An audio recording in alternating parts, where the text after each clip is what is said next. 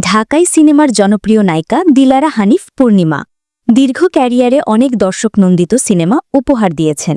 বর্তমানে অভিনয়ে অনিয়মিত তিনি, তবে টিভির পাশাপাশি বিভিন্ন সামাজিক ও সাংস্কৃতিক লাইভ অনুষ্ঠান উপস্থাপনায় দেখা যায় তাকে। এছাড়া কাজ করছেন রিয়ালিটি শোয়ের বিচারক হিসেবে। সম্প্রতি একটি জাতীয় দৈনিকের সাথে ফোনালাপে অনেকদিন অভিনয় নেই কেন সেই প্রসঙ্গে কথা বলেছেন তিনি। পূর্ণিমা বলেন, কাজ করতে ইচ্ছা থাকলেও করা হয় না। প্রস্তাব অনেকই আসছে, কিন্তু মনের মতো কাজ পাচ্ছি না। যেগুলোর প্রস্তাব আসে তা পছন্দ হচ্ছে না। বর্তমান পরিস্থিতিতে অনেক কাজ করার চেয়ে ভালো কাজ করাটা বেশি জরুরি। মানসম্মত গল্প ও চরিত্রের অপেক্ষায় আছি। ভালো কিছু পেলে অবশ্যই অভিনয় করব, তখন আপনারা জানতে পারবেন। তবে আপাতত অভিনয় নিয়ে কোনো ব্যস্ততা নেই। ভেবেচিন্তে সিদ্ধান্ত নেব।